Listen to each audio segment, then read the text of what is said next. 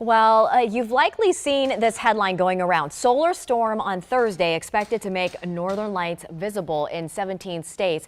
It's been trending across the internet since the weekend. So let's look into this a little bit. Chester, has this really been a frustration or for meteorologists and astronomers? Because, I think we're questioning, can you really see this? Well, and what's crazy about this, it was based on a forecast that was put out almost a month in advance. And when you get closer to these events, you find out the truth, and generally they're not as vivid as they seem. So while the auroral activity is possible to be seen farther south than usual, there are a lot of factors that go into it. And for those of us here in the DMV, it's going to be incredibly difficult to see.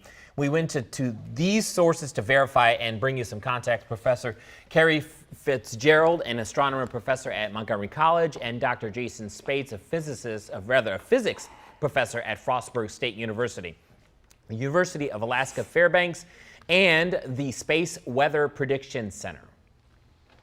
Being part of, the area close to Washington, D.C. and Baltimore, there's just far too much light pollution. So we're not going to get a crazy display of lights in our area.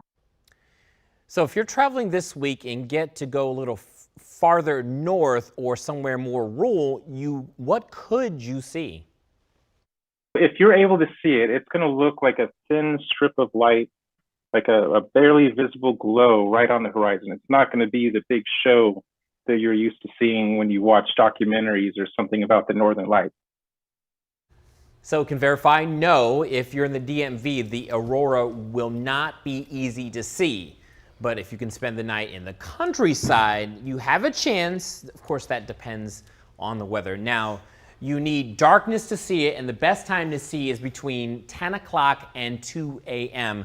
And I mean, you really need to be out there. I'm talking about in a very rural area, an area that has very little city lights, and 90% of us or more, we live in places that are just too dark, and then what you're going to see is not going to be, honestly, it's not going to be that impressive. It's going to be... So it's dreams it's deferred. Yeah, exactly. You got to go way up north. And then the problem with going way up north is up towards the Arctic Circle, it's daylight almost 24 hours there, so you're not going to see anything now. Yeah. Is Maybe it we could just watch video. Yeah, there you that's go. what I was going to say. Is it possible that someone is going to capture this Probably. in a video Oh, form? like live. Yeah, Yeah. NASA's usually pretty good about these kinds of things, and then someone will stream it, and they'll have special filters on their Yeah. camera that can pick up the extra. Okay. It is quite exciting. I saw the Northern Lights when I went on a trip last year to Alaska. Oh, right, yeah. And I will tell you, incredible. the piercing green and the way it lights up in the sky is absolutely beautiful. Yeah. I went back to sleep as soon as it was over. Oh yeah, you're like, I was like, I'm over it. I'm like, great. all right.